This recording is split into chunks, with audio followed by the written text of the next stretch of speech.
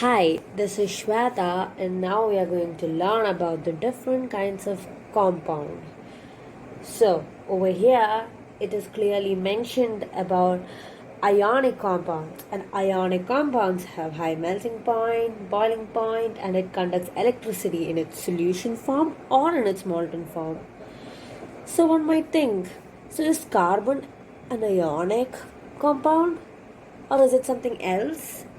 Well, carbon compound is kind of different from ionic compounds.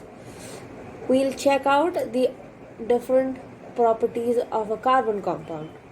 So, a carbon compound is a poor conductor of electricity, has low melting point, and has low boiling point compared to the ionic compounds.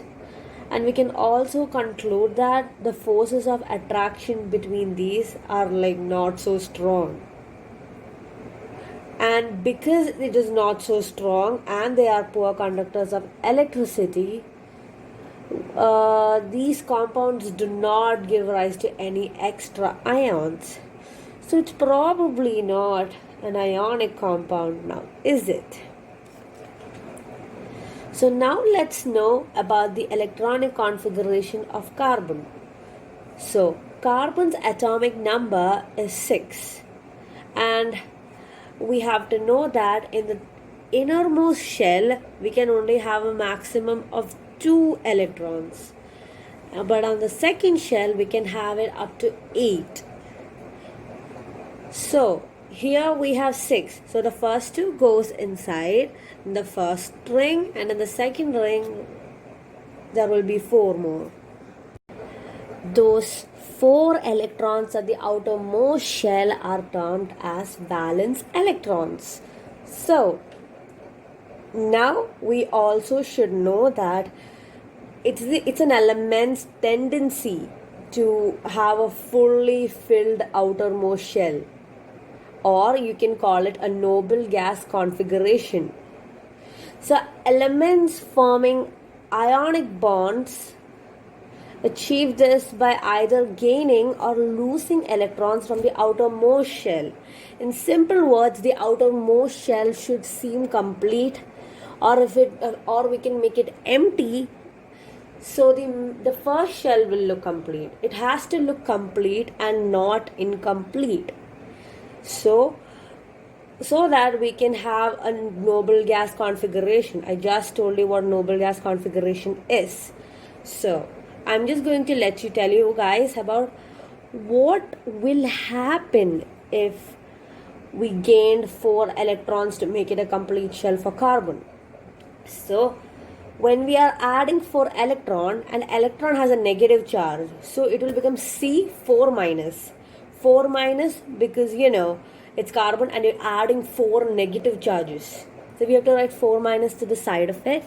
And then it will be difficult for the nucleus with 6 protons. Like nucleus has the charge, nucleus's charge and the number of the atomic number is the same. So if we add 4 more, we'll have 10 electrons, and that is 4 extra electrons, and that is very unnecessary, right? So it raises complications. Similarly, if we remove 4 of them, we get C4 plus, which is a cation, and that would require so much energy to remove 4 of them, and then it will be just a ring with carbon and 2 dots, 2 electrons, and that would just seem very unnecessary. So yeah, adding 4 electrons like how I just said and losing is very much complicated and not a good idea. But carbon overcame this problem by sharing its valence electrons with other atoms of carbon or other elements like oxygen, hydrogen, nitrogen, all of that. So the shared electrons belong to the outermost shell of both of the atoms, and that will help us attain noble gas configuration in the easiest way possible. So now let's just look at one example at first. So we should know that the first atom, the first element in the periodic table is hydrogen. So its atomic number is 1. So we take one hydrogen, and we know that a hydrogen has one electron. And we are trying to make it into a noble gas attainment. Okay. So we take one more hydrogen because we need 2 electrons for one full shell. So we have one hydrogen, a second hydrogen, both of it has one electron, and then we draw a circle around the dots, and ta-da, that forms a bond. 2 hydrogens together form a single bond. This is H2, or the hydrogen atom, as you can see on the screen.